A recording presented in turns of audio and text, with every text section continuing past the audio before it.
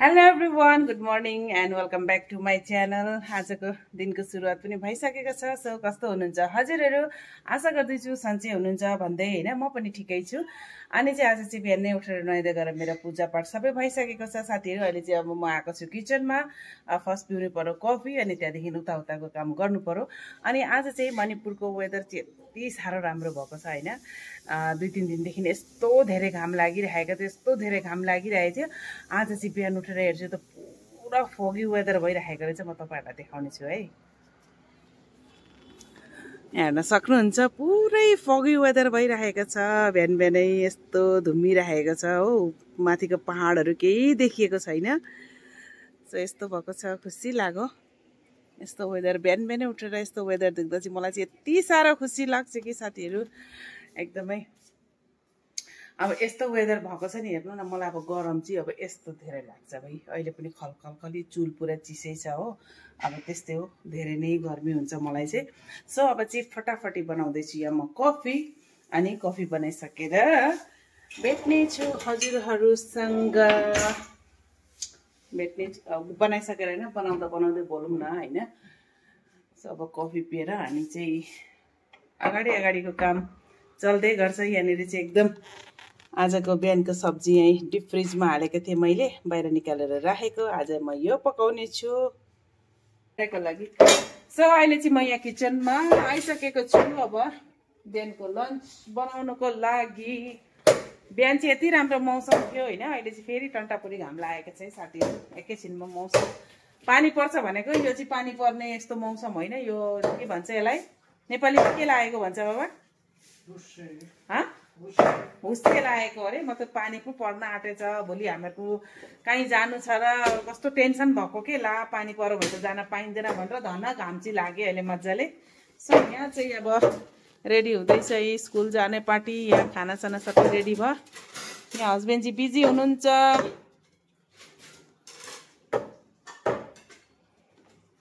यहाँ चाहिँ छ है मासु।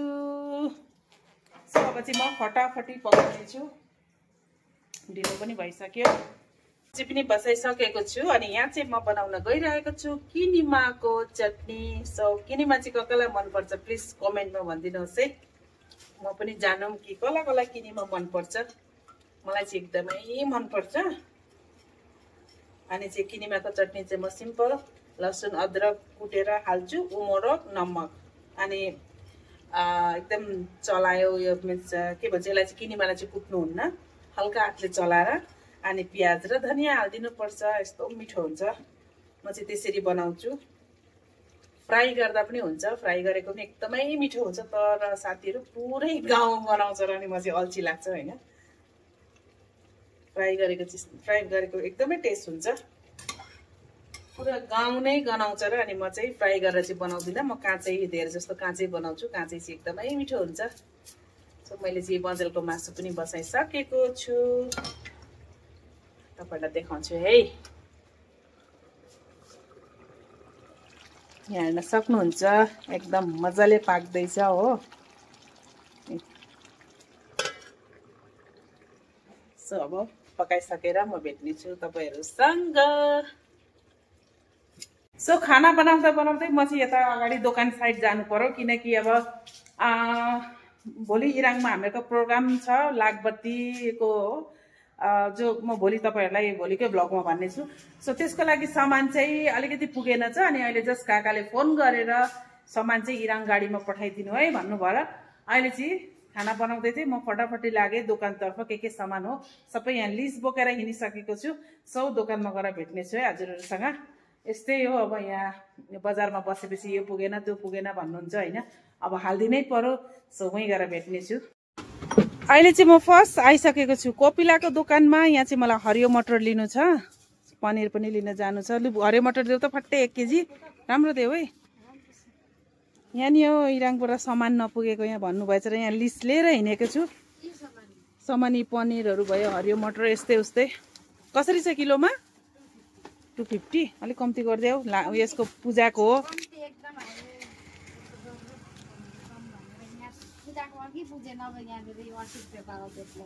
सिलम छ, सिलम पनि देऊ। कति? आधा केजी। सो यहाँबाट चाहिँ अब के छ सामान त्यो हेरेर लिन्छु अनि फेरि म पनिर लिन जानु छ अगाडि। घिउ त नेपाल दोकानमा पाइन्छ है?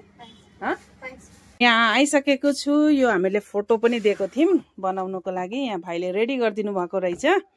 हामीले चाहिँ दिएको थियौँ 3टा फोटो यहाँनिर रेडी गरिदिनु भएछ। अब यो पनि लिएर अनि चाहिँ म जानेछु पनिर लिन। सो यहाँ आएको छु म चाहिँ नेपाल दोकानमा यो फोटो लिनको लागि। आन्टी एउटा प्लास्टिकमा हालिदिनुहोस् त। अहिले चाहिँ म यहाँ डायरीमा आइसकेको छु। यहाँ चाहिँ पनिर लिनका लागि एकदमै फ्रेस पनिर पाइन्छ। सो यहाँ काट्नु हुँदै रहेछ दादाले। एकदमै फ्रेस पनिर पाइन्छ। दुधहरू भयो, दहीहरू भयो होइन। हेर्नुहोस् न जहिले जहिले फ्रेस दिनुहुन्छ। दादा मलाई दिनु त कति केजी लेखेको छ यहाँ कागजमा हेर्दै उयो गर्नु पर्यो नि। पनिर छ 2 केजी दिनुहोस्। सो यहाँ चाहिँ कालातुईमा चाहिँ अहिले डायरी खोलेर हामीलाई बहुतै सजिलो भएको छ। अब दुधहरू भयो, पनिरहरू भयो, पुरा एभाइलेबल पाइन्छ जहिले पनि। सबै सामान लिएर अहिले चाहिँ म फाइनली फेरि अर्को यहाँ नेपाल दोकानमा आइसकेको छु। यहाँ चाहिँ मलाई लिनु छ घिउ। कुमार दाजुको दोकानदेखि लु 1 नम्बर घिउ दिनु। 1 नम्बर नि फेरि हेर्नु त पर्छ त। 1 नम्बर दिनु है दाजु। इराङ पठाइदिनु छ। 1 नम्बर कतिवटा दिनु? कतिवटा म हेर्छु ल। लिस्ट लिएर चाहिँ हिँडेको नि हो सामानको लागि। घिउ छ 3 केजी।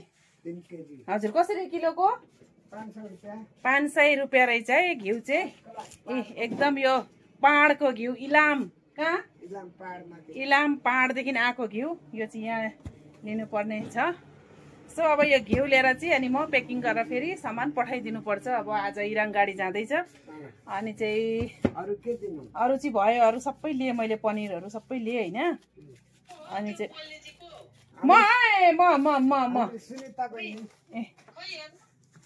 यहाँ छु है म। खै म नमस्कार चिन्नुहुन्न मलाई? को ए हो के? भिडियो हेर्नुहुन्छ कि बा भिडियो हेर्नुहुन्छ कि? ए सो अब चाहिँ जान्छु अब घर। हो नि त्यही हो सागबारी देखाउने बहिनी हो है म।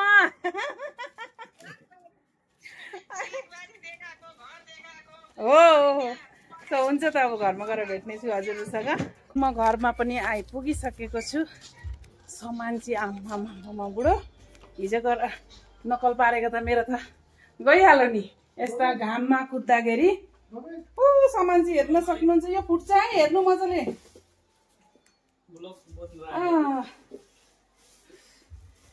यस्तो गरम भयो यहाँ चाहिँ सामान सबै।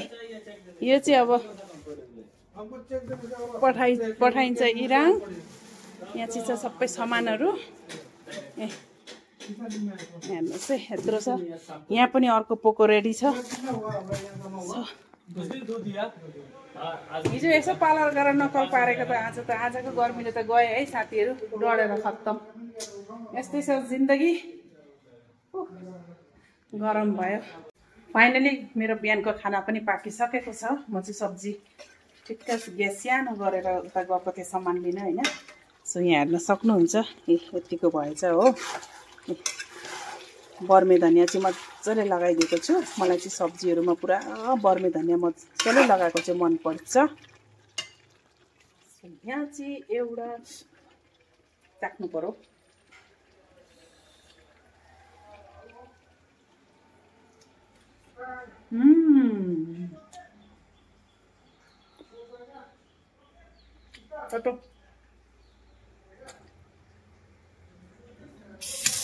वाह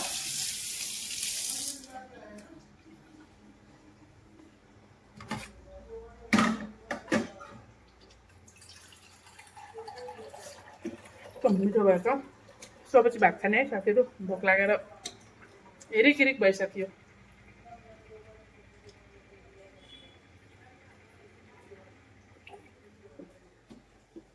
अब चाहिँ म भात रेडी गर्छु ल। कस्तो भोक लागेको छ। अब चाहिँ खानु पर्यो। आज चाहिँ पुरै ढिलो भयो। 11 बजिसकेको छ।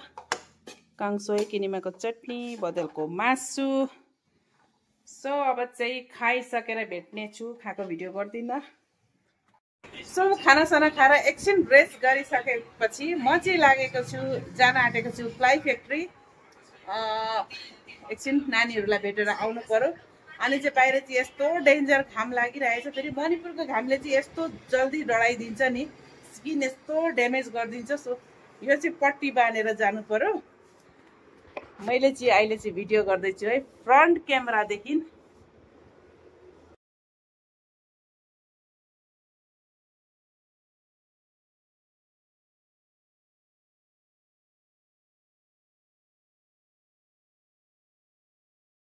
सो तपाईहरुसँग म प्लाई फ्याक्ट्री गएर भेट्ने छु है।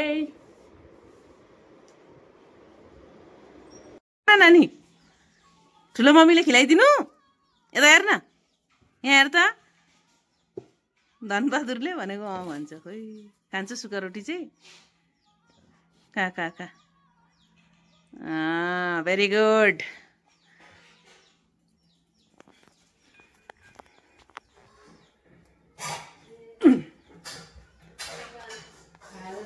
के गर्दैछौ? के सेवै बनायौ? यहाँ पाक्दै रहेछ सुक्खा रोटी। सानो नानी बिमार भएर रोटी बनाइदिँदै रहेछन् माइलीले। सेवै चाहिँ कसलाई? अघि खाजा खाने बेला पनि भयो है।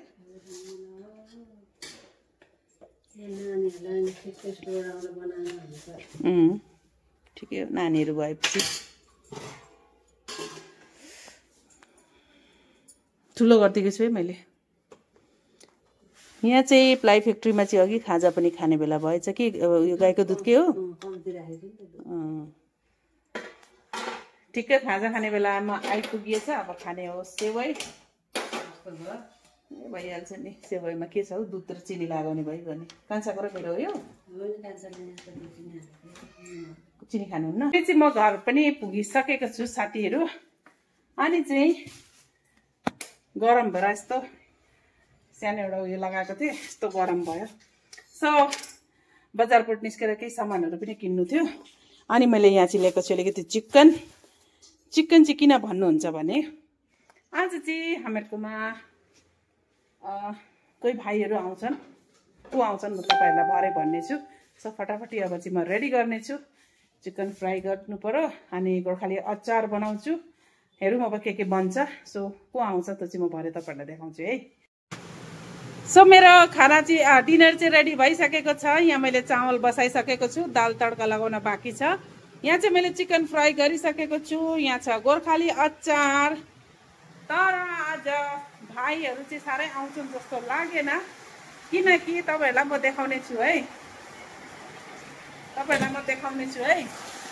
यहाँ हेर्न सक्नुहुन्छ काङ्लातोमीमा कत्रो चाहिँ पानी पर्दैछ। यहाँ हेर्नुहोस् यत्रो खोला बग्दैछ यहाँ। त्यही त बिहान त यस्तो राम्रो मौसम भएको थियो। अहिले हेर्नुहोस् त यत्रो मुसलधार पानी परेको छ। हेर्न सक्नुहुन्छ है तपाईँहरूले। यहाँ चाहिँ मेरो घर तल चाहिँ यत्रो नाला कुद्दैछ है। यस्तो मेहनत गरेर बनाउँदै थिएँ होइन भाइहरू आउँछन् भनेर, तर साह्रै आउँछन् जस्तो लागेन। चलो पानी लगाएर आयो भने म तपाईँहरूलाई अवश्य भेट गराउने छु। अहिले चाहिँ बेलुकाको 7 पनि बजिसकेको छ। पानी रहने कुरो छैन। सो भाइहरूले अहिले जस्ट फोन गरेर यत्रो ठुलो पानी पर्दैछ, हाम्रो आउन पाइनौँ दिदी भन्दै फोन गरेछन् होइन। अब यस्तो पानीमा कसरी आउने, कत्रो ठुलो अचानकमा यत्रो ठुलो पानी पर्यो। सो मैले चाहिँ बोलाएको थिएँ। को भाइ भन्नुहुन्छ भने चाहिँ अच्युतम भाइलाई, उदय भाइलाई अनि हामीहरूको राजेश छोरालाई, राजेश भाइलाई बोलाएको थिएँ आज बेलुकाको खाना खानुको लागि। अनि उनीहरूको लागि मैले यति मजाले अचारहरू, चिकन पुरा फ्राई गरिदिएको थिएँ होइन। दाल भात, 1 कुकर भात बनाएको थिएँ। भगवान् अब यो 3 दिनलाई हामीलाई पुग्ने पर्यो होइन। अब आउनै पाएनन् त के गर्ने, यत्रो ठुलो पानी परिरहेछ। अनि जस्ट अहिले फोन गरेर भने आउन पाइएन, फेरि कुनै दिन खाम्ला भन्दै होइन। सो एकदम टेन्सन पनि भयो। अब त्यही हो, अब के चाहिँ गर्ने होइन। सो अब चाहिँ हाम्रो खानु पर्यो खाना। अनि यो भिडियो पनि अब मुड अफसँग म एन्ड गर्दैछु। अनि चाहिँ यो भिडियो पनि म यहीँ एन्ड गर्छु। फेरि भोलि अर्को भिडियो लिएर आउने छु। सो कस्तो लाग्छ तपाईँहरूलाई यो भिडियो, लाइक कमेन्ट सब्सक्राइब चाहिँ गर्न नबिर्सिदिनुहोस्। अनि आफ्नो साथीहरूलाई पनि सेयर गरिदिन नबिर्सिदिनुहोस्। फेरि म भोलि अर्को भिडियो लिएर आउने छु। हेर्दै गर्नुहोस्। बाई बाई, गुड नाइट सबैलाई।